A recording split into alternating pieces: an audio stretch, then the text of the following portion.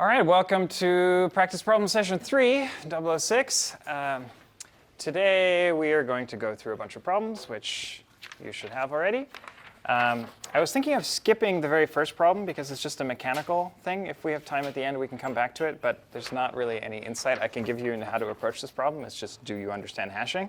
So I want to go into the more creative problems first. We'll start with problem 3.2, hash sequence. So I'll just read it. And then our first task is to convert the word problem into a concise, formal algorithms thing we need to achieve. Then we need to come up with ideas for how to achieve it, and we need to check the details. That'll be our general pattern.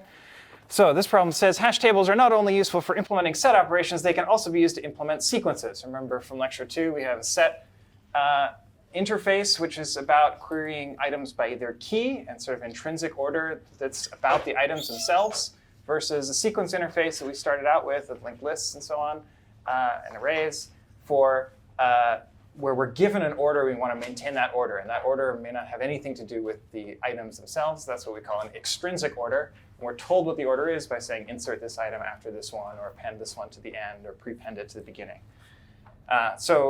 In lecture last week, we saw hash tables implement sets. And let me just remind you some things that they can do. So we have, on the one hand, a set hashing.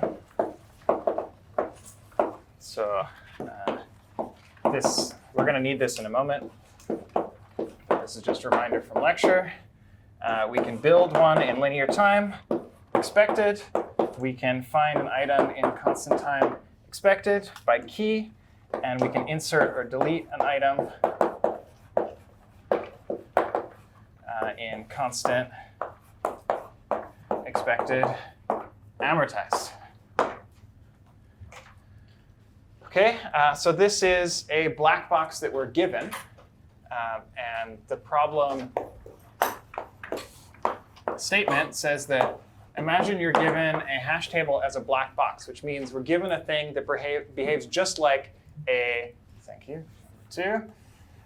We're given something that is a hash table, but it's black box in the sense that we're not allowed to reach in and change the implementation details. We're supposed to use it as is just by calling its interface. So in particular, we're given these 3 operations. I'll maybe also use iter to iterate through the items. So we're allowed to build something in linear time, find, and insert and delete in constant, expected, amortized. And what the problem is asking is to build out of this data structure a sequence with particular time bounds. So this is what we call a reduction, in that we're going to convert, I guess technically we're reducing the sequence problem to the set problem, because we're showing how to solve the sequence problem using the set problem. But the way we'll think about it is in the other direction. We're given a data structure to solve set, and we're going to convert it into a data structure that solves sequence. So given that we already know how to do this from lecture, we're going to learn how to do this. This is teaching you new stuff in a problem set. So the specific bounds that we're told to achieve are build in constant expected time, get and set at in constant expected time, insert and delete at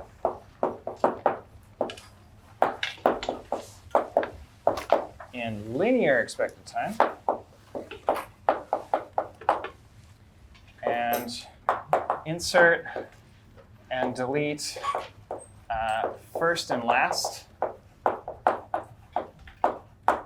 in, running out of room here, constant, expected, amortized.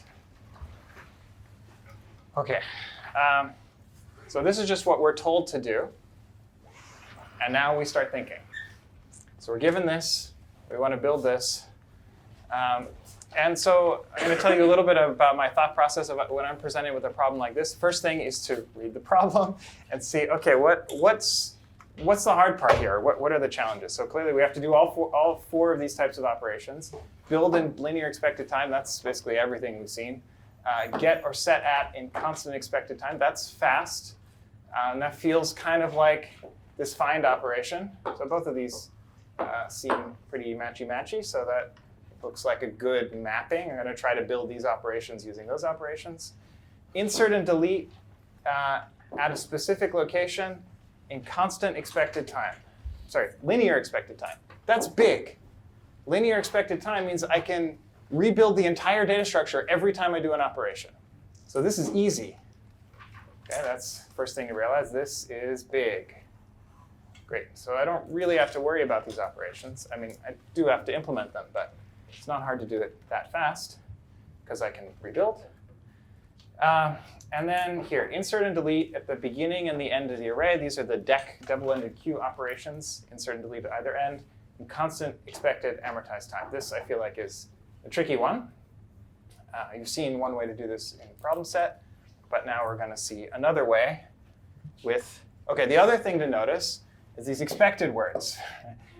In this case, we're told to use hashing, but in a lot of the problems, you're not told how to solve it or what you should be basing your thing on.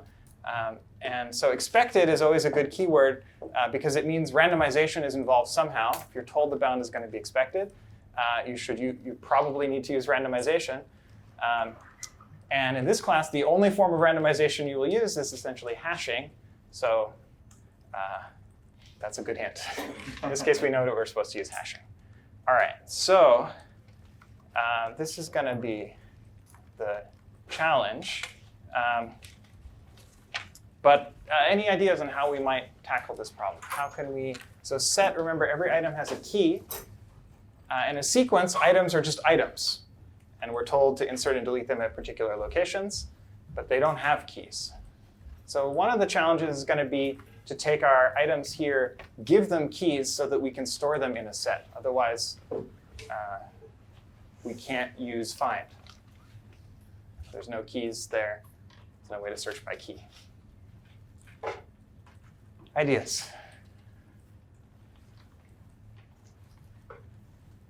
So let's think about what we want to do.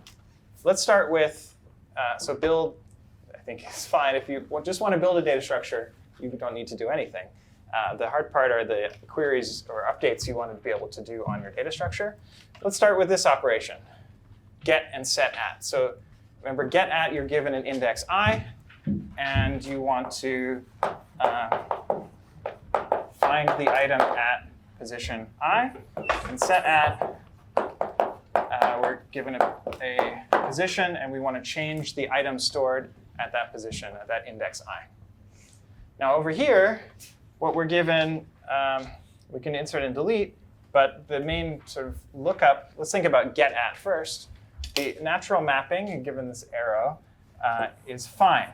Find will search for an item by key. So here's just staring at that. Once you look at all the possible pairings you could do, we have find by key over here, and we need to implement get at by index. So let's make the indices keys. Okay, so this is idea number one. Index, assign a key to each item equal to the index in the sequence. Okay, so then when I do, to implement get at, I can just call find of I, if I is also a key, and that should give me the thing that I want. Maybe for this to make sense, let me tell you how I'm building.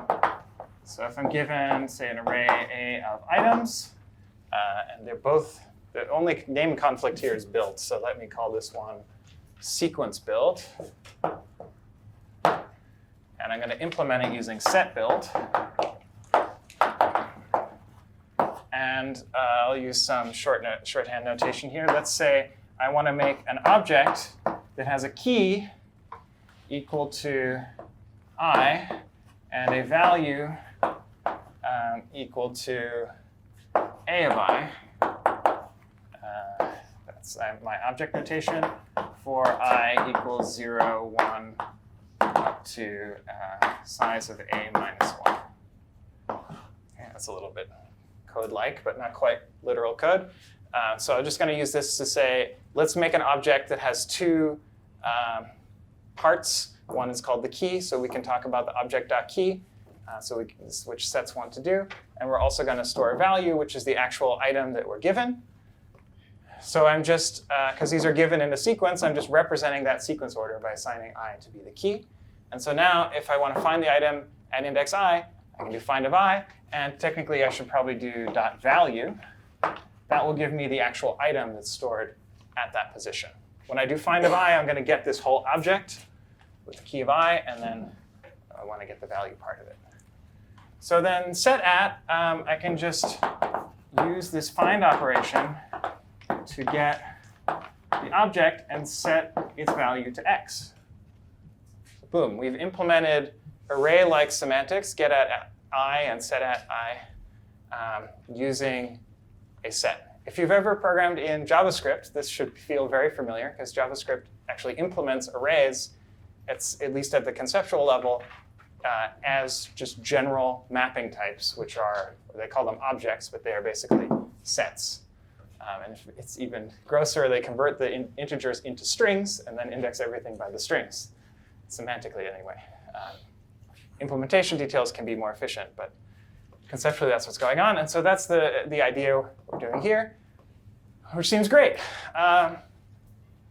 Any problems? So let's see, there's insert at and delete at. As I mentioned, what I'm going to do for those operations is just rebuild the entire structure. Let me just write that briefly. Basically, let's just iterate all the items. Iterate all items, let's say into an array, insert, delete one of them, and then rebuild. Okay, if I was writing a pset answer, I would say a little bit more detail what I mean in this step. I've done it in the notes, not that hard. But we can afford linear expected time. I can afford to call build again. I guess technically I'm calling this build, sequence build. So I can afford to just extract things into an array, do the linear time operation on the array with the shifting and everything, and then just call build again. Yeah, question? I have a question about get at. Yeah. What does that do use build in get at? Sorry. No, these are separate definitions, yeah? Sorry, they got a little close. So this is the definition of get at. Okay. This is a definition of sequence build. Oh, I see. Yeah, thanks for asking. Okay, all good, yeah? Can you explain the insert delete again? Explain, insert, and delete. Okay, so maybe I should actually write one of them down. Or I'll just draw a picture maybe. So we have this data structure, which is now a sequence data structure, represents some sequence of items. And my goal is to, say, delete the ith item. So there's some items in here, x0 up to xn minus 1. I want to remove xi from the sequence. Or I guess I should draw it this way. It's coming out. So what I'm going to do is first extract all the items from the sequence. And I didn't write it, but there's an interface over here called iter, which just gives me all the items in order. So I'm going to extract this into an array sequence. Let's say I'll just build a static array of size n. I also have a length operation that tells me how many items are in here.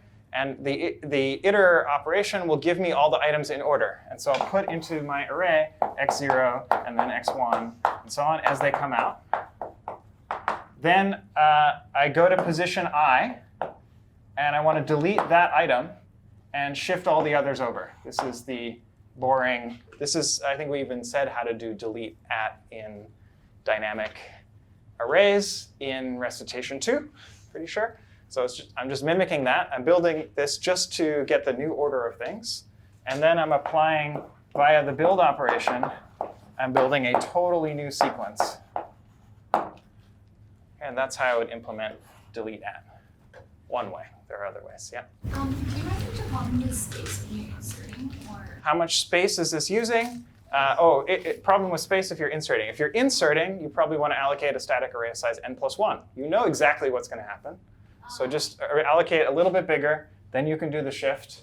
You could also use dynamic arrays, but then you would get maybe It's not an amortized bound because you're only doing one insertion. The point is this is really easy. We can spend linear time. So we can rebuild this array 3 times if we wanted. Question? What if you weren't allowed external non-constant space? You're going to throw me open problems. What if you only have constant extra space? Right. Then I think we need to use insert and delete. So we could, good question. We could conceptually do this shifting, but do it using insert and delete. So we can, so let's do the delete case again. So we want to, here's xi, we want to replace it with xi plus 1, and so on.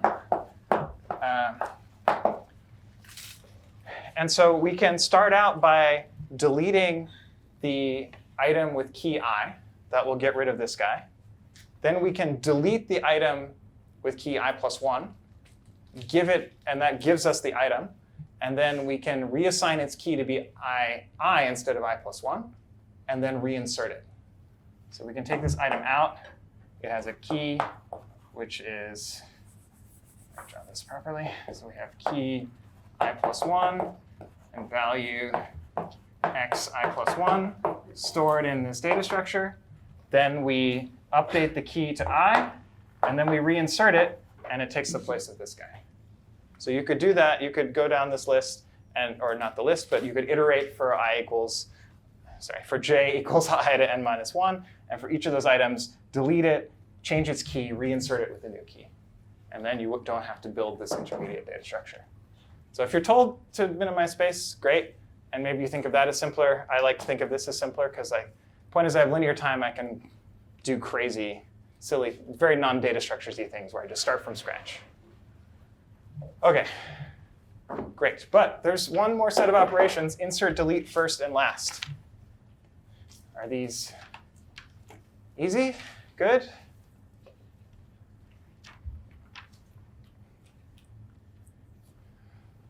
Shall we try?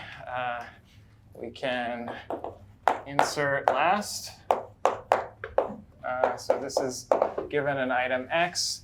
We want to add it to the end of the structure. So that means its index is going to be equal to, because we started 0, it's going to be equal to the current length of the structure.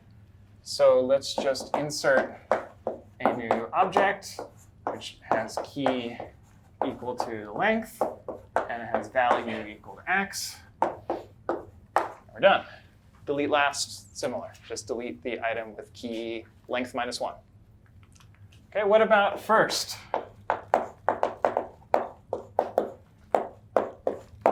This is supposed to add x to the beginning of my sequence.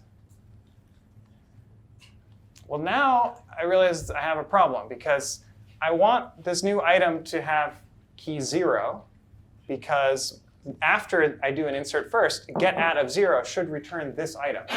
But I already have an item with key 0, and an item with key 1, and an item with key 2, and so on down the way. And so if I wanted to give x a key of 0, I have to shift the keys of all of those items, just like we were doing here. And that's going to take linear time. But we're supposed to do this in constant expected amortized time. So that's no good. So this idea is not enough. It's not a bad idea. It's still a good idea. But it's no longer what we actually want to do. It's only morally what we want to do. So do you have any thoughts on how we might get around this problem? Seems like inserting at position 0, I need to shift everything down. Linear time, that really sucks.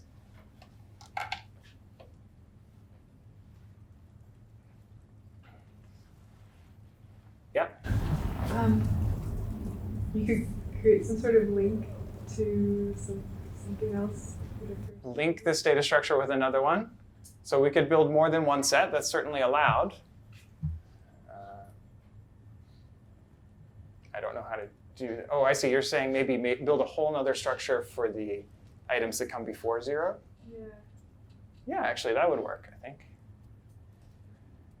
Maybe. It's like in the p set, then you have to deal with if you delete one of them, it becomes empty, then things get messy. But delete first is also going to be a problem because I delete the beginning of this data structure,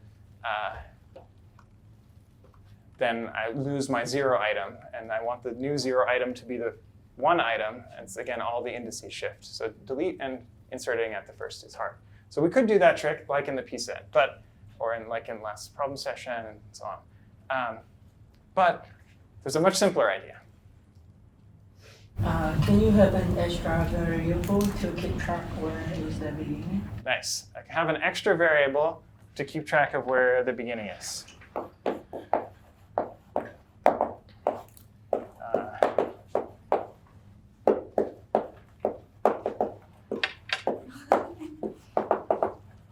I'll call this first. This is going to be the key of the first item, index 0. Another way to say this is, let's just use negative integers. Right? Sets work for any keys, any integer keys. OK, actually, we technically said they should use keys 0 to u-1. But then if you have negative numbers, you can easily fold. Wait, doesn't it You know this trick? to like Python negative numbers means something else. But we're not using the Python interface. We're using our custom magical set interface, which we show how to implement in recitation notes, which can take an arbitrary key. It hashes that key and finds a place to put that item. So we're not actually storing things in order here. We're storing things in a hash table. But we're not supposed to get into the implementation details. I think the way we presented hashing with our universal hash functions, we only allowed positive numbers. So maybe technically I should point out, if you have positive and negative numbers, you can fold this in half by mapping 0 to 0, 1 to 2, 2 to 4, spreading it out. And then you can take -1 and map it to +1, and -2 and map it to +3. So this is like multiplying each of these guys by 2 and multiplying each of these guys by -2 and adding 1. And then you get non-negative integers out of all integers. This is a typical math trick for showing that the number of integers is equal to the number of non-negative integers, which may seem weird to you, but they're both countably infinite. So you could, if your structure only supports non-negative keys, you could map negative keys in this way and throw them into the hash table. Okay, so now I allow negative things for like that. And so great, if I want to insert at the beginning, what I can do is just decrement my first variable, which is keeping track of the index. So initially, first is going to be 0. So I'm going to add into my build. First, I'm going to say first equals 0, because I start with key 0 when I initially build a structure. And if I need more room before 0, I just set first to -1. And if I already have a -1 element, I'll decrement it to -2. Decrement means decrease by 1. This shows my assembly language programming. This is usually a built-in operation on most computers. And then I can insert an item with key first and value x. Great, and if I want to delete the first item, I would delete the item with key first and then increment first. And now all of my operations have to change a little bit. Let me use another color. Because I was implicitly assuming here that all my indices started at I, but now they start at first. The index 0 maps to key first. And so the right thing to do here is plus first. And plus first. Basically add a whole bunch of plus firsts throughout. This one's probably fine. If I'm globally rebuilding, I can reassign all my labels. But this one should be first plus length. OK, so just by keeping track of where my keys are starting, I can do this shifting and not have to worry about stuff. Okay, and this is a lot easier than having to worry about maintaining two structures and keeping them both non-empty and stuff like that, because of But I assume my set has this power of dealing with negative integers and strings and whatever else. Cool? Yeah. Is there a reason why you didn't do like the storing, like having like a pointer at the head and then Oh, why didn't I use a linked list? Because this. Linked lists are very bad at get and set at a given index. is that the bottom idea? Is that a linked list? This is not a linked list. This is just storing a single number as integer in your data structure that says what is the smallest key in my data structure. That's all it does. It's a counter. Okay, so data structure keeps track of its length and it keeps track of the minimum key. And so it will always consist, the invariant is it will always have keys from first up to first plus length minus 1. And that's what we're exploiting here. We have no idea where first will be. It depends how many operations you've done, how many inserts at the beginning, and so on. But the keys will always be first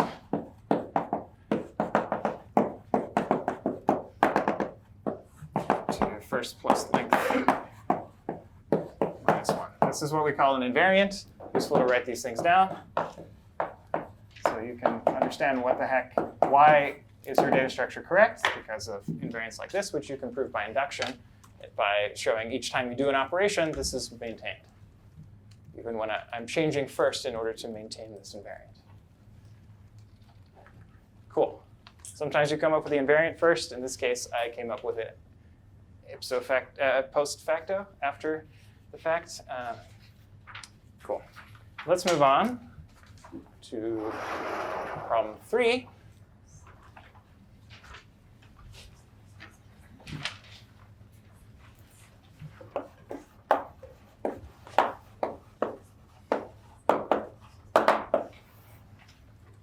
Which is called critter sort. And the other key thing I want you to learn about, question, sorry? Yeah, so when you do first plus 1, is that a rebuilding of the new sequence? This is just a sentence. It is not an algorithm or a data structure. This is a mathematical property. This is not an assignment. This is a mathematically is equal to. But you are re-indexing it though, because you're doing first plus 1. So are you asking about one of these operations? Like this one? Wait. Oh, okay, never mind. I get it. Okay, Yeah. Okay. So the other important takeaway I want you to get about reading our problem sets is that they have hidden humor inside. I don't know if you've noticed, but here's an example of a problem called critter sort. Ashley Gedham collects and trains pocket critters to fight other pocket critters in battle. What is this a reference to? Digimon. Digimon. Wow, you guys are so young. Pokemon. The ancient form. Pokemon is short for pocket monsters. And in fact, in the original anime, okay. Actually, Digimon is older. I don't know. This is all after my time. We can debate after. So pocket critters is a reference to pocket monsters, which is Pokemon. Who's Ashley Gedham? Ash Ketchum is his full name in the English version. Totally different name in the Japanese version, but they're both puns on collect them all, right? All right, so that's the important stuff. We'll see more jokes later. So there's this setup, but basically we have n critters, and we want to sort them by 4 different things. And so I'm just going to abstract this problem into sort n objects by the following types of keys. And for each one, we want to know what the best sorting algorithm is. And there's this footnote that's very important. It says, faster correct algorithms will receive more points than slower correct algorithms. Also, correct algorithms will receive more points than incorrect algorithms, but that's implicit. Incorrect generally gets 0.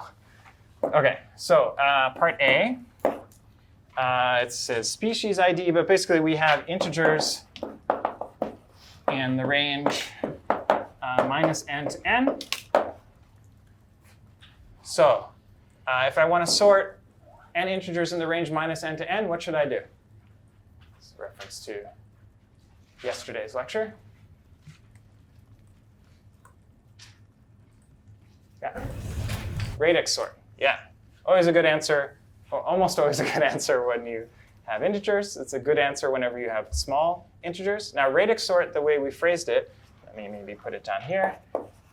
Radix sort sort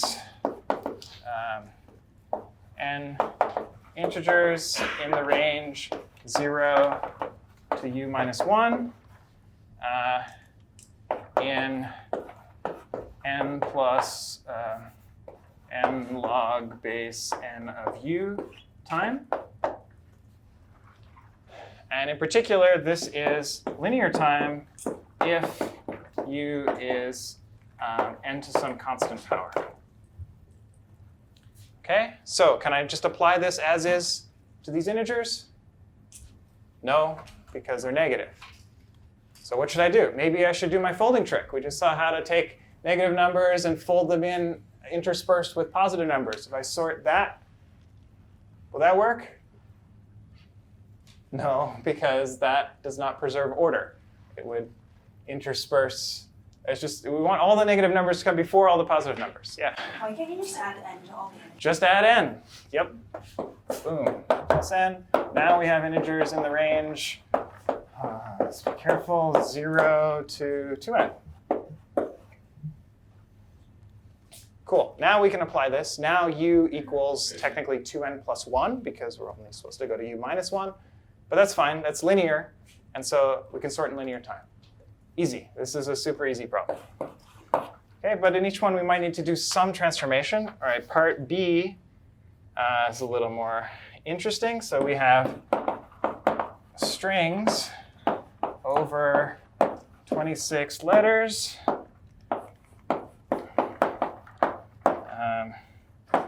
Of length at most 10 ceiling log n. Okay, this is a little trickier. What could I do? Again, I'd like to see whether radix sort applies. I should say radix sorts. I'd like to see if radix sort applies. To do that, I have to map these strings into integers somehow. Any way to do that? This is easy if you understand radix sort, yeah? Wait, can you just index the letters? Index the letters, So that yeah. Yeah, we can map, right? So we can map A to 0, B to 1, then what? Oh, wait, length. I mean, So it's, go do it. that's for each letter, Yeah. but we have a lot of letters.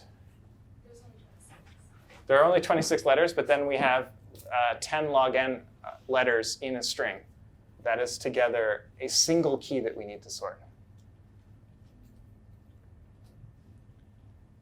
Yeah.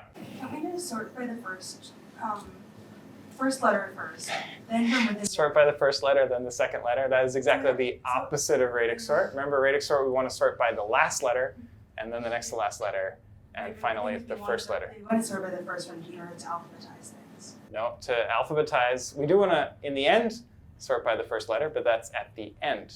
Oh wait. So that at the end, remember, radix sort always goes backwards from the least significant to the most significant. And so indeed, that is what we want to do. You're just saying use radix sort. But what am I radix sort on? What am I radix sorting on?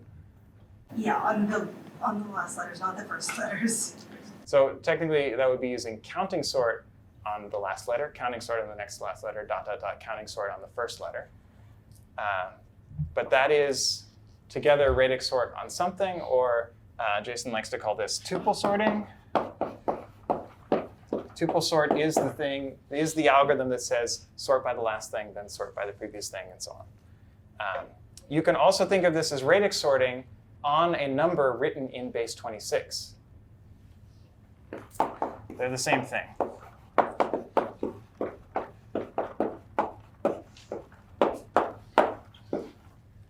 Okay, but in the end, we can sort in linear time. How do you ensure that the letters are sorted in order, though? How do you ensure that? How do you tell the algorithm that you want A to come? Like, just like not 0 is less than 1, A is less than B. Right, so I mean, technically, when you call something like tuple sort, or maybe it's even clearer when you call it radix sort. Radix sort, you're giving it a bunch of numbers. So you're taking these strings and mapping them to numbers. And when you do that, you get to decide which letter is the most significant, which is the least significant. Right? So you will choose to always map the first letter in your string to position value, or the you call it position in positional notation, position 26 to the power 10 log n, right, as the most significant. So it's always most significant. Even if your string is of length 1, you want to put that in the most significant digit, and you'll pad with zeros at the end if you run out of letters in your string. How many times are you running counting sort here? How many times am I running counting sort? Oh, 10 log n times. Whoops. Yeah, good question. Good point. I computed this wrong. So, right, there are log n digits in this string. So that is bad. I mean, it's okay. We'll end up with n log n running time by a tuple sort. However, so that's the tuple sort, so I should really make this not equivalent. If I run tuple sort letter by letter, I'm running counting sort log n times, and so I get n log n because each one takes linear time. If I map my strings into numbers first, radix sort doesn't use base 26, it uses base n. And then it will only run 10 times because 2 to the 10 log n is n to the 10. And so the numbers that we're sorting are between 0 and n to the 10. And so u is n to the 10. And so that's the case when radix sort runs a linear time. So if you run tuple sort letter by letter, it's slow. If you run radix sort, it's doing a whole bunch of letters at once. Effectively, it's doing log n letters at a time in a single call to counting sort. And so the radix sort will actually win and get linear. There's a subtlety here, which is I'm assuming that we can actually take these strings and convert them into integers in constant time each. And this problem set was ambiguous, and both answers were accepted. If you assume these letters are nice and compactly stored, then and they fit in 10 words, because a word is at least log n bits long, then you can actually do this. If you store each letter in a separate word, then just reading the entire input will take n log n time. So that's a subtlety which we don't need to worry too much about in this class. Yeah? So I'm a little confused when you do that, like mapping the letters to numbers, and like how would that help? Does it still have to be 26? Like integer? Yeah, there are 26 possible letters, numbering them 0 to 25. And then when we take a string like AA, we map this into 0, 0 in base 26. That's a number. If we do BB, for example, this maps to 1, 1 in base 26, which means 1 times 26 plus 1, which is 27. Okay, so that's the mapping that I mean. You're mapping the whole string to numbers? The whole string to a single number, yeah. And there's a subtlety because I want lexicographic. I need to pad things with spaces at the end or pad them with A's at the end in case they're shorter than 10 log n. Okay, cool. That was B. C is not very interesting. It's integers in the range 0 to n squared. This I can just solve with radix sort because my radix sort, at this point we've done it our third time. Radix sort we can sort as long as the integers are bounded by a polynomial. Here it's a fixed polynomial with constant exponent. So this will, and this is radix sort, like we saw, that just calls counting sort twice, linear time. D is where things get more interesting. Let me get the phrasing same. So D, we have rational numbers of the form W over F. This is some win ratio. Always in the range 0 to 1, as we say W is at most F, and 0 is less than W is F is less than n squared because that is really confusing. It's less than n squared. Those are separate statements because the F actually comes from part C. C is really a setup for this one. Doesn't really matter what this means. It's just that we have numbers w and f, where w is always less than f, and they're between 0 and n squared. So you should think, this is a good range for me, right? That I'm representing this rational in terms of two numbers between 0 and n squared. So there's like n to the fourth possible choices for what w and f are. So the range of my values is n to the fourth. That's the setting where radix sort should run fast. Unfortunately, these numbers, what I want to sort by is not an integer. It's a rational. And that's annoying. So there are a couple of ways to solve this problem. In general, a good way to solve sorting is to use merge sort. Merge sort is always a good answer. It's not the best answer. In these cases, we shaved off a log. We got to linear time. But n log n is pretty good. It's pretty close to n. So first goal might be, can we even achieve n log n via merge sort?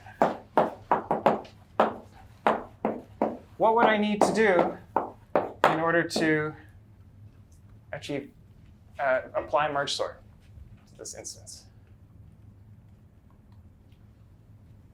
What does merge sort do to its keys?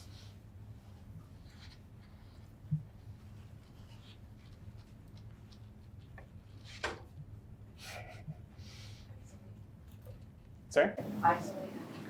It isolates and compares them. Yeah, right. So there's an array data structure and it indexes into the array. That's the isolation. But then the thing it actually does with the items themselves is always a comparison.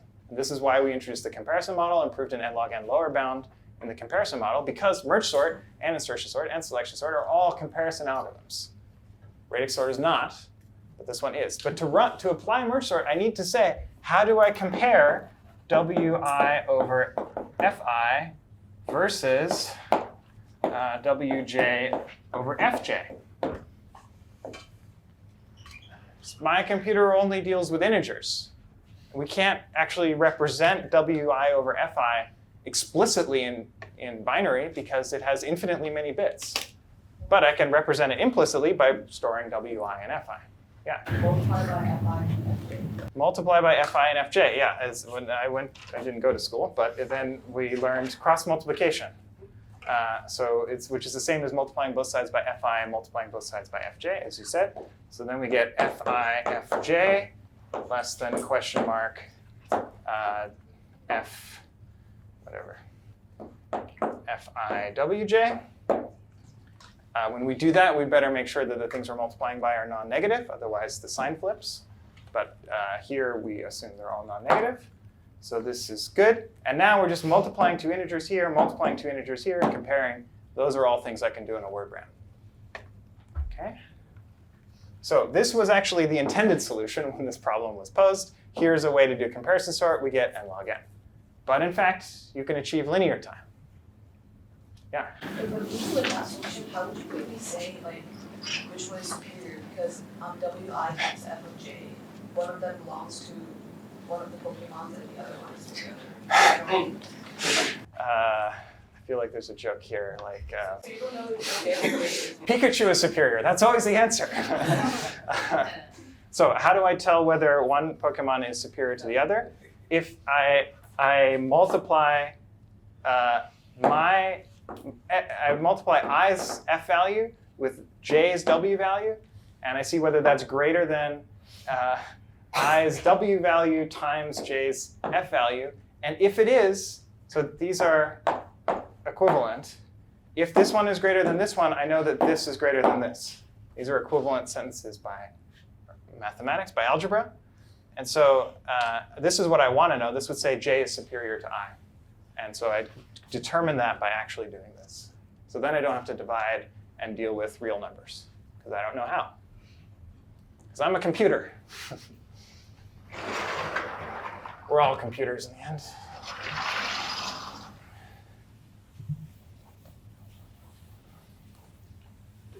Okay.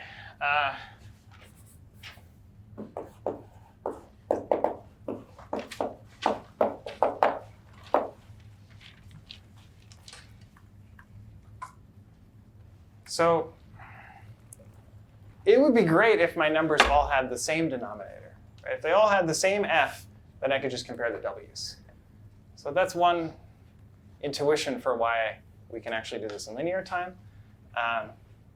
But the way I like to think about it, so let's just draw the real interval from 0 to 1. And there are various spots all over here that represent, I can't actually compute this, but conceptually each of these wi over fi's falls somewhere in that interval from 0 to 1. And I want to sort them somehow. So one thing that would be great is if I could take these real numbers and somehow map them to integers, which are uniformly spaced. Maybe a few more of them, but these go from 0 to u minus 1. And if I could get u relatively small, and I could map each of these, so I want the mapping to be order preserving, and I want two very close but distinct items to map to distinct keys here. I want them to map to distinct integers down here. If I could do that, then I just sort by the integers, and that's the same as sorting by the real numbers. And so at this point, I wonder, how close can two of these numbers be? So how close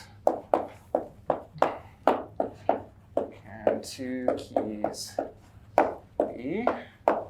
So I want to consider wi over fi minus wj over fj in absolute value.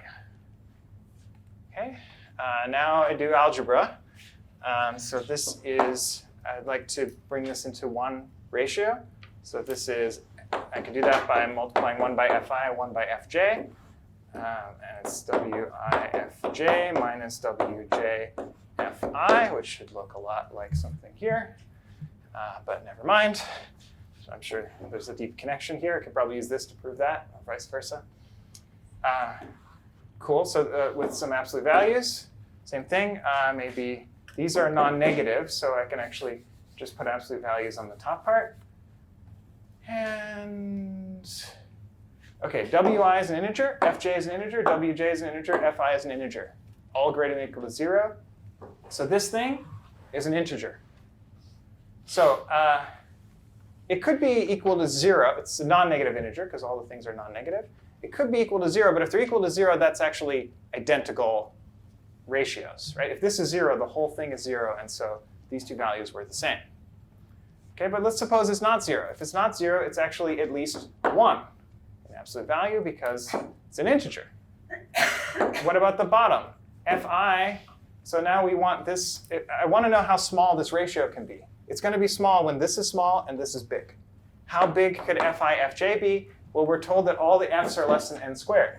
So this thing is at most n squared, n to the 4th, less than n to the 4th. It's n squared minus 1 squared, but less than n to the 4th.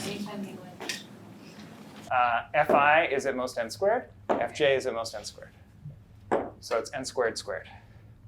So this is at least 1 over n to the 4th. So the closest the 2 points can get here is 1 over n to the 4th. So what could I do to scale that up to make them kind of like integers? Multiply by n to the 4th. So just multiply by n to the 4th, and then floor. So we're going to take each fi over, I would like to compute this ratio, but I don't know how. So instead, I'm going to take fi, okay, conceptually what I want to do is multiply by n to the 4th and take the floor. How do I actually do this in a machine that doesn't have real numbers like this? And so I don't have a floor operation, just have integer operations. Then I can take fi, multiply it by n to the 4th, and integer divide by wj.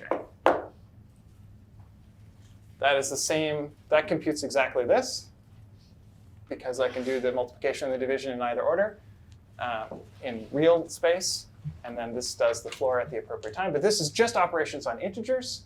And now these are integers representing how good my Pokemon are that have the property that any two distinct ones before I take the floor, any two distinct ones are at least one apart. So after I take the floor, they will remain one apart. They will remain distinct integers. And so I've successfully mapped my real numbers to integers, where distinct real numbers map to distinct integers. Yeah? Wait, so why is fi now in the numerator and wi in the denominator? Did I flip them? Yeah, sorry. Please invert everything just here. This is w and fi. That was just a typo. That's all of them. Okay? Are they both I's or J's? These are supposed to both be i's. Yeah. Thank you. This was for each Pokemon I. We're going to compute this as our key. Then we're going to sort by those integer keys, and that will sort the Pokemon by the ratios. That's right. Mon for monster. Yeah.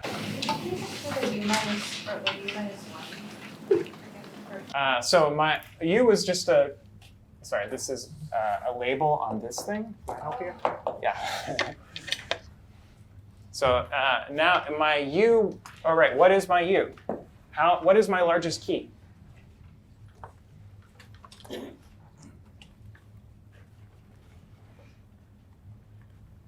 Occurs to me, I really would like fi to be bigger than 0, but let's not worry about it. How big could U be? Well, the biggest this could be is if fi is small and this is big. Let's say fi can only go down to 1, otherwise I get a division by 0. I have to deal with infinity especially. Probably the problem isn't even well defined then. How big could this be? Well, I know the wi's. FSR defined as positive. Oh, good. Q, so also a positive constraint here. Just I failed to preserve that constraint in my mapping from the word problem into the formal problem. So f is at least 1, good. But worst case is when it's 1. And when wi, how big could it be? Well, n squared minus 1. So this could be basically n squared times n to the 4th divided by 1, which is n to the 6th. So U, the largest key I can have plus 1, is n to the 6th. But that's OK, because radix sort can handle any fixed polynomial in n. So it's going to end up doing 6 counting sort passes.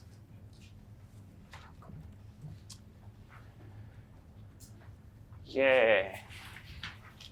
That's problem 3. Let's move on. Problem 4.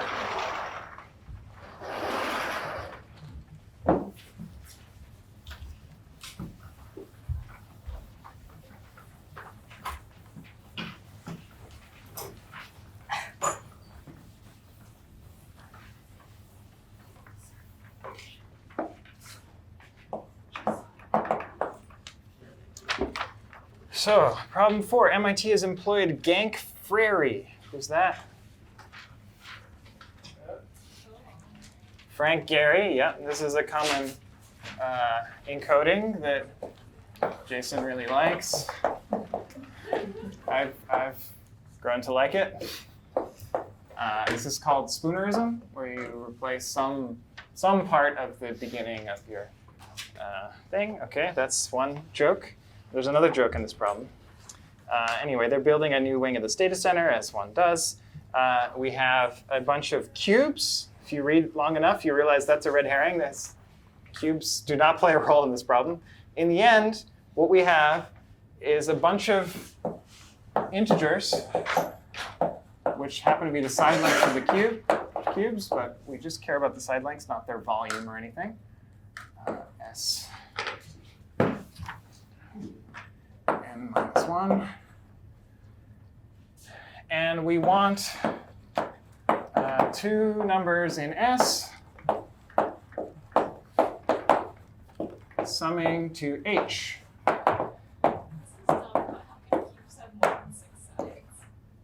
This is the side length, not the number of sides. So, a cube. Oh, okay. Cool, I didn't know we'd be doing 3D geometry today. That's SI. Okay, so you got little cubes, you've got big cubes. Okay, this is a small SI, this is a big SI. Doesn't matter though, they're just numbers. Okay, we're not using them at all. In the problem, you're trying to like stack one cube on the other, but all we really care about is two numbers whose sum, regular old sum, is exactly h, ideally. There's going to be two versions of this problem. And so the first goal is to solve this exactly in linear expected time. That's what the problem says. So what do we know?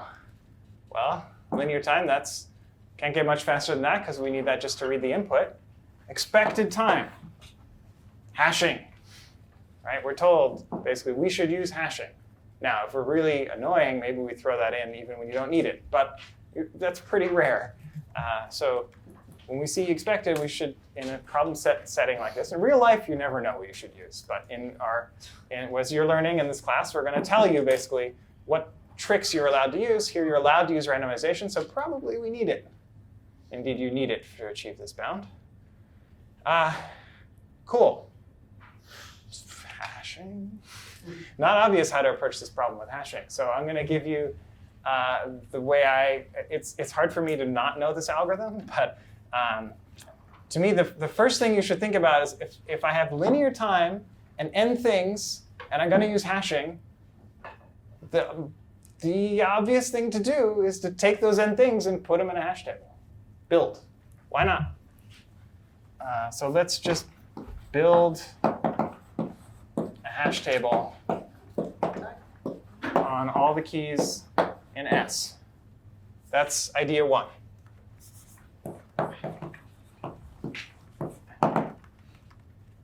Seems like the first thing to try. So what does that let me do? It lets me, I just erased the interface for hash tables, but I can build a sequence out of it. But normally it gives me a set interface. So I can call find now in constant time. It lets me, given a number, determine immediately whether that number is in S.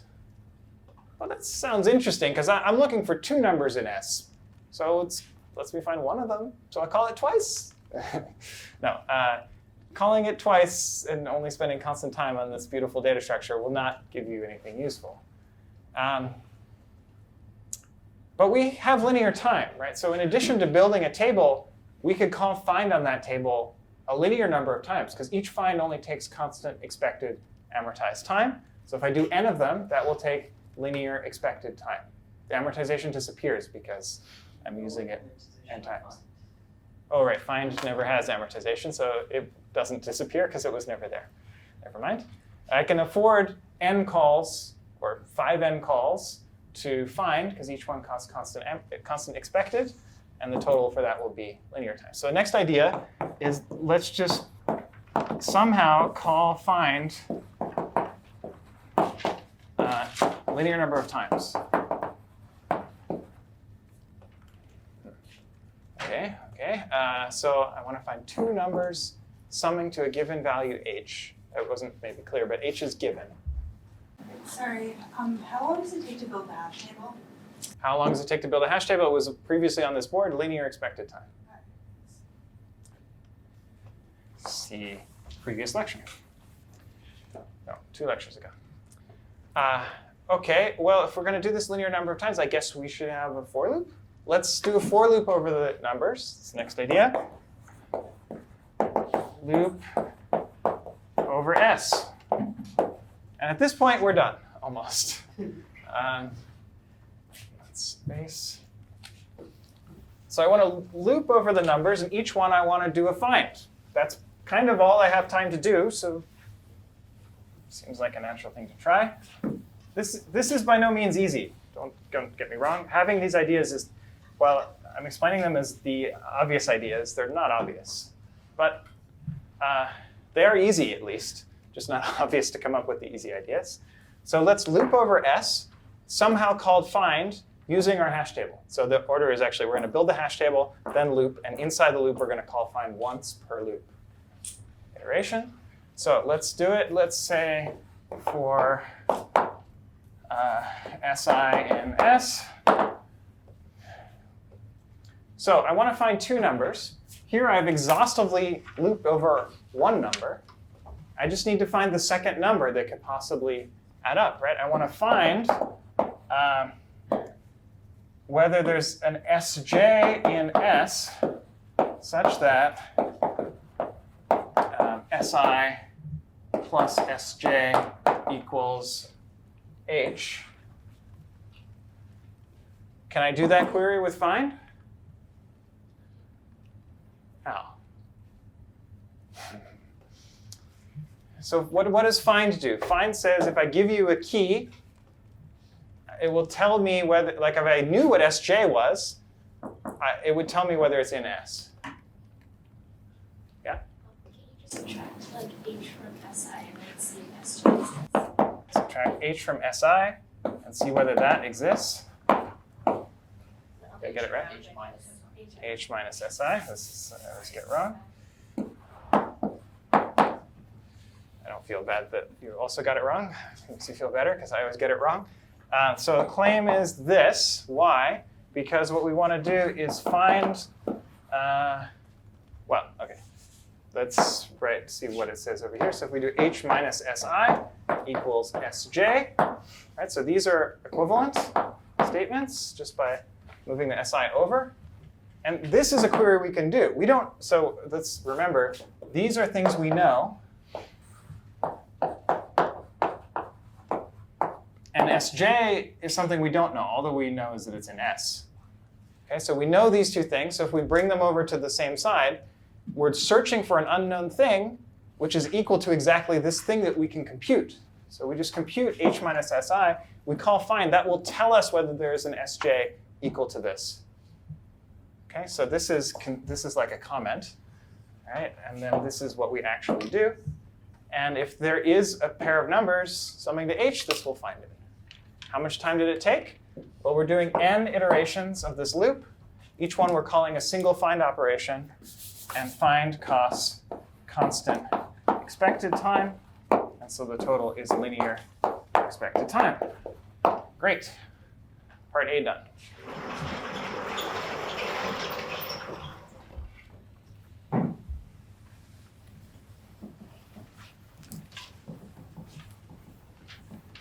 Then they throw part B at us, make it harder. Those pesky instructors.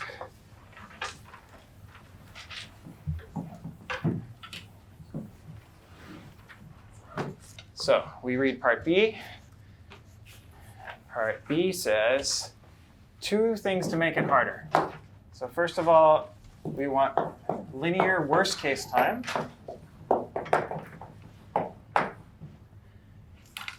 And furthermore, so we can't use hashing anymore. Furthermore, so here we just needed to solve the exact problem to find whether the two numbers summing exactly to H. Now we would like to find the best solution smaller than or equal to H. So find biggest pairwise sum that's less than or equal to H. If there's no perfect pair. But we're given a little bit of extra information, which is we can assume H equals 600 n to the 6th. It's a weird polynomial. Took me a while to even notice that that was a joke in here. 6006, hiding in a polynomial. All right, so polynomial. That should make you think radix sort. It is radix sort week, so that is a natural thing to try. But in general, even later in the semester, when you see a nice polynomial with a fixed constant like this, and it's somehow related to the integers we're dealing with, you should think radix sort, especially because now we want constant worst case time. Radix sort seems like a good thing to do. Don't know what to do with it yet. In fact, I can't even apply radix sort, but idea one is radix sort. Just because I see that polynomial, I think maybe I should try it. Now, there's a problem here because we're given some numbers. We're also some integers, SIs. We're also given H. We're told now that H is a nice small polynomial, but we have no idea how big these numbers are. So the problem with this idea is that but SI could be bigger than H. We have no idea how big the SIs are. What can I say about SIs that are bigger than H? for this problem. Summing to h. Oh, I didn't say, but all these numbers are non-negative. That's important. That looks like Korean. Greater than or equal to 0.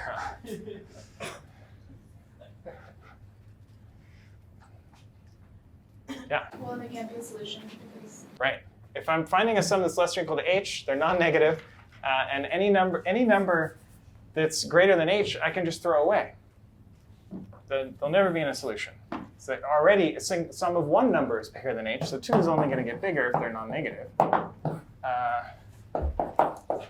So idea number 2 is let's just throw out all the big SIs, anything bigger than h. And now, that won't change the answer because those can never be in a solution. And now I have all the SIs having the property that they're less than or equal to h. And so they are small, bounded by a fixed polynomial. And now I can apply radix sort. So after this idea, I can apply this idea. Okay, this gives you a flavor of how I like to think about problems. I see clues, like a polynomial. I think radix sort doesn't work, but with some more ideas, I can get it to work. Okay. What good is it? So now I've sorted SI. Okay, great. S is sorted. I guess we can try to do the same algorithm, except I don't have a hash table anymore. So let's just try doing a for loop over the S. Why not? So let's do for SI in S. But now it's sorted, so presumably I should exploit the sorted order. So let's do them in order. So I equals 0, 1, up to n minus 1. Let's say that S0 is the smallest, S1 is the next smallest, Sn minus 1 is the biggest. So I want to do something with S. So I have Si, and I want to figure out whether H minus Si is in there. Hard to do that better than... actually, I could do this with binary search. Right? I know I'm looking for this value. So I could, and I have a sorted array now. So I could binary search for H minus Si. And in log n time, I will find whether that guy is in there. And if not, keep looping. I can keep track of the best thing that I found. And so in n log n time, I can definitely solve this. But I'd like to get linear time. Do you have a question? Well, I just wondering, how would you keep track of, like, why would you look for whether that is in there? I'm not looking for Si. I'm going to compute H minus Si. So this is, maybe I shouldn't even write this down, but. She's asking about the weakness constraint. If we're not looking for H, we're looking for something smaller than this one? H. Or Something larger. Oh, the largest this thing. less than H. Right. So in particular, if there are two items that sum to H, I want to find it. So let's start with that. So I'm binary searching for H minus Si in S. So I could certainly do that. And if I find it, great, I found a pair that sums to exactly H. If I don't find it, binary search tells me not only that it's not there, but it tells me what the previous and next value are. So even though H minus Si isn't there, I can get what the next largest thing and the next smallest thing. What I want is the next smallest thing. And that will be the largest sum I can get using Si. And so then that's one candidate for a sum less or equal to H. I want to find the largest one, so I do a for loop. I always keep track I take a list of all the candidates I got. Each time I do an iteration of this loop, I get one candidate. Then I take the largest one. Okay, so return largest candidate.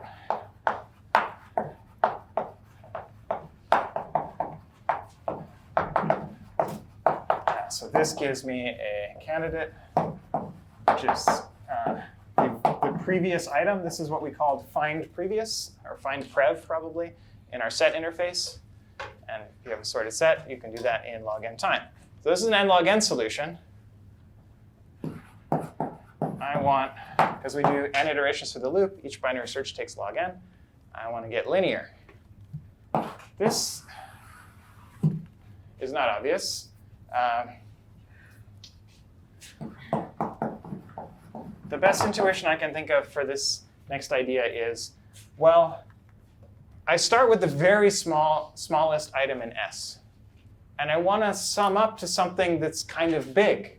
Right? I threw away all the items bigger than H, if S0 is like tiny, like close to 0, because it's the smallest one, then maybe I should look at the end of the array, because I want to compare, or I want to add the smallest thing probably with the biggest thing. That's as close as I can imagine.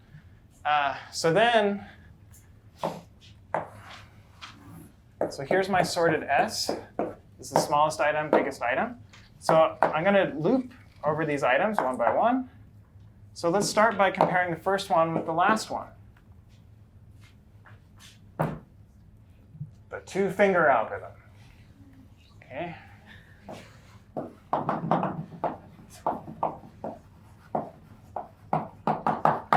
This is the big idea. You're doing it all the time in this class. It's super useful. We saw it in merge sort, for example, in merging two lists. We have fingers in two lists that advance. And because they only advance, it takes linear total time.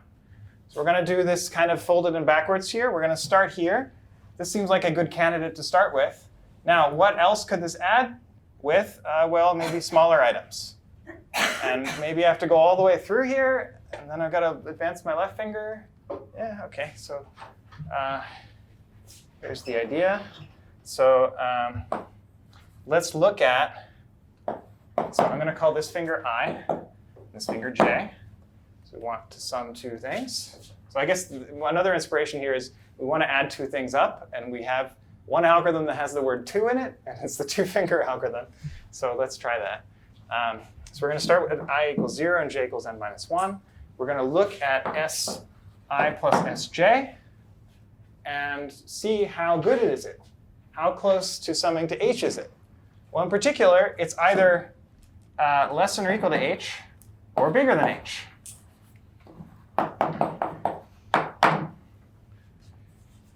If it's bigger than h, so this sum is too big, I can't even use it as a candidate, well, that means I really don't need this guy, right? It's too big overall. I'm adding the smallest item to this item, and it's too big.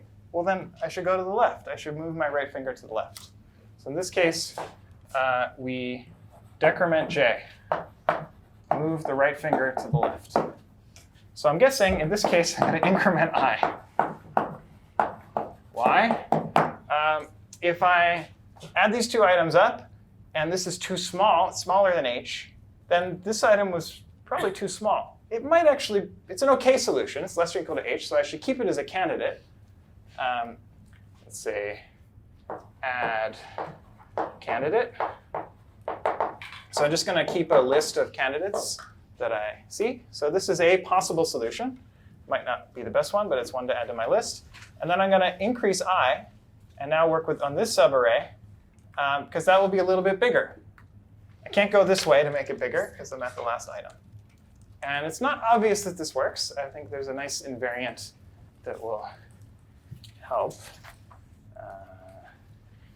Somewhere where I put my piece of paper.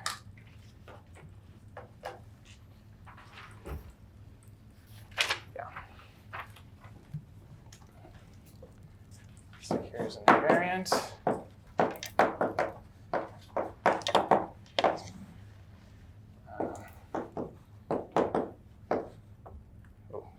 Yes.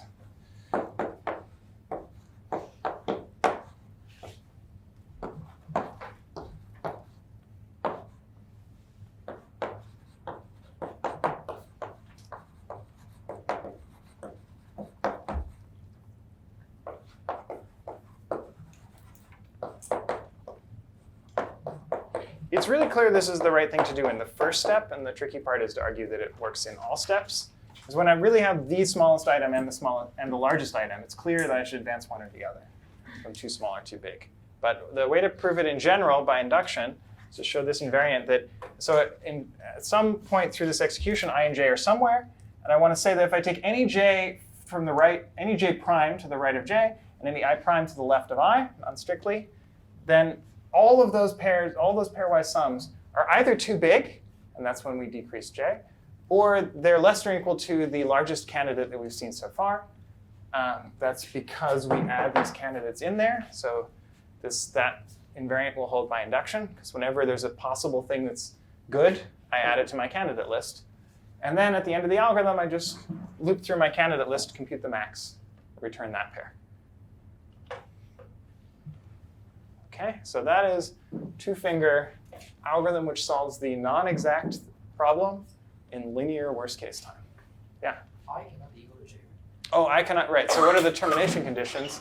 When I equals j, that's probably when you want to stop. It depends. You could say if I is greater than j, stop, return max candidate. There are two ways to interpret this problem. One is that the two values you choose in S need to be different values, or you allow them to be the same value. Like they can both be h over 2. And either way is easy to solve. If you want to allow s over 2, then I would put greater than here. If you don't want to allow h over 2, then I would put greater than or equal to.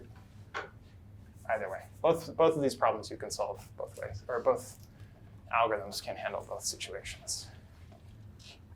Okay. One more problem.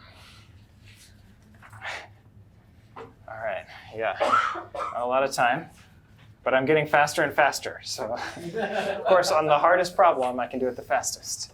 All right, so Mef Ja, this is a reference to Jeff Ma of the MIT Blackjack team, who I got to see speak here at LSC a bunch of years ago, but he's featured in the movie 21 and so on, fictionalized. So I was playing this game. It's great setup. You should definitely read this problem. Poker. And he has a deck of cards where each card has a letter of the alphabet on it. I get this the right way up. So I, of course, have such a deck. Doesn't everyone? You can buy these. I have several, actually. And so we can do a quick magic trick, like pick a card, any card. Here, pick a card. Okay, oh, good choice. I can't force, so it doesn't really matter. Okay, and so this is your card, right? And your card is an S, right? Okay, good. Okay, no, not all the cards are S's. But he has mirrors in his glasses. No. I can reveal later how that's done. Okay, so a deck of cards. Each card has 26 possible letters on it. And there's this weird dealing process. Even just defining this problem is going to take a little while. Oh, here's my piece of paper. So we have this dealing process. Here's an example. It's in the problem. A, B, C, sorry, D, B, C. So you know the order of the cards. This is the top card. This is the bottom card. And now randomly, you do a cut. Cut is this. Right? So I take some chunk off the top, move it to the bottom, once, randomly. So for example, I could take this cut, and then what I would get is CDBC for this part. That's copied here, and AB as the. So the first thing we do is cut at I. This is position I. This example I equals 2. Okay, then we deal the top K cards. So let's say we deal the top 4 cards, K equals 4. So this is deal K. So we get C, D, B, C in that order. But the order doesn't matter because the last operation we do in the problem is sort them, which is B, C, C, D. Okay, like you do when you get a hand of cards, you tend to sort them. Okay, so this is a process given a deck. So the deck here is fixed. We call this process, I think, P of D, comma I, comma K. We're told what D is. We're told what K is. I is chosen randomly. And we'd like to know what happens with different I's. So if you stare at this problem enough, it begins to simplify. So this is a complicated setup. But what's really going on is we're starting at position I, and we're taking the next K cards from there cyclically. So here we just took those 4. If I equaled 3, we would deal D, then B, then C, then A. But then we sort them. Okay, so we're getting different substrings of length K cyclically, but then we're sorting those letters. Sorting is really crucial for this problem to at all be feasible. And it took me a while even to see how to solve this problem, but the key is sorting, that they get sorted, because that means because we sort, it doesn't matter whether you have AABA or BAAA or ABAA. These are all the same. If you take these cards dealt, you sort them to the same thing, which is the one I didn't write, AAAB. All of these get sorted to the same thing. So we lost some information when we sort. Lost the order. The first question to get you thinking in this direction, part A, says, build a data structure given D and K that lets me know, given two indices I and J, do I end up with the exact same hand? This thing is called a hand. And it's exactly this PDIK. So I want to do PDIK and PDJK, and I want to know JK, and I want to know whether those two things are equal in constant time. That's what this says. Constant time. Doesn't say worst case, but worst case is possible. And that sounds hard because, I mean, there's K symbols for one of them, another K symbols for the other guy. But we don't have to compare the symbols. We just need to compare the sorting of those strings. And this we can compress. So this is a subtlety. But all I really need to know is that there are 3 A's here, and 1 B, and 0 C's, and 0 D's, and 0 E's, and so on. But because there's only 26 letters in this deck, and indeed in this deck happens to have upper and lowercase A through Z, but we might have n cards, but there are only 26 possible labels. So in fact, a lot of them are going to be equal if n is large. So this is a good compression scheme, because to represent the things I get after sorting, I just need to give you 26 numbers. And for us, 26 is small, because 26 is a constant, independent of the number of cards. I just need to say how many A's are there. It could be anywhere between 0 and n. How many B's are there between 0 and n? How many C's are there between 0 and n? So 26 numbers in the range 0 to n. I like to think of this as a 26-digit number, base n plus 1. We can map this into base n plus 1. And we get 26 digits in that base.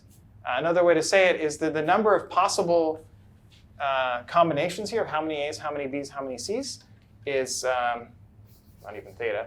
It is n plus 1, anything between 0 and n, to the power 26. This is a good polynomial. So I can do stuff like radix sort. Cool. So let me summarize a little bit how we solve part A. So I want to build a data structure which is for each value I know I'm going to end up serving these 4 cards, or in general K cards. So for those cards, I would like to compute how many A's, how many B's, how many C's are there, and then just write down this number. This is a number which I can write down in at most 26 words, because we can represent numbers between 0 and n in a single word. That's the W is at least log n assumption. So it's constant size. In a constant number of numbers, I can represent all I need to know about a thing of size of length k here. Because I don't need to know the individual which letter is where, just need to know the sorted order. So I just need to know this is called a frequency table. How many A's, how many B's? And so if I can compute those, then given that representation for starting at I, and given that representation for starting at J, say, which would be these 2 and these 2, I can compare them by just comparing those 26 numbers. If they're all equal, then they're the same string after sorting. And if there's any difference, then they're different. So that's how I could do it in constant time if I can compute these representations. And it's not hard to do that. It's called a sliding window technique, where you compute it for the first K guys, and then you remove this item and add this item into just by incrementing the counter for B, decrementing the counter for A. Now I know the representation for these guys. Make a copy of that, which is a copy of those 26 numbers, constant. Then I add on C, remove B. Then I add on A, remove C. Then I add on B, remove D. Add on C, remove B. And add on D and remove C. Well, I got back to the beginning. So now I have representation of those. Okay, so by sliding this window, I'm only changing at the two ends. I add one guy on, I increment one of these counters, I decrement one of these counters, so in constant time, given the representation of one of these substrings, I can compute the representation of the next one. And that's how I, in linear time, can build such a data structure that lets me tell whether any two hands are equal. The next problem, part B, is given all these representations, can you find which one is the most common? Because we were choosing I uniformly at random, I want to know what the most likely hand that you get is. And I think the easiest way to say this is you can do that by radix sorting. You take all these representations, they are nice numbers in the range 0 to n plus 1 to the 26th power. So I can just run radix sort and sort them all. And then with a single scan through the array, I can see which one is the most common. Or rather, I can, in single scan, I can compute, okay, how many of the same things are at the front. If they're sorted, then all the equal ones will be together. So how many are there? Then how many equal ones next, and how many equal ones next, each time comparing each item to the previous one.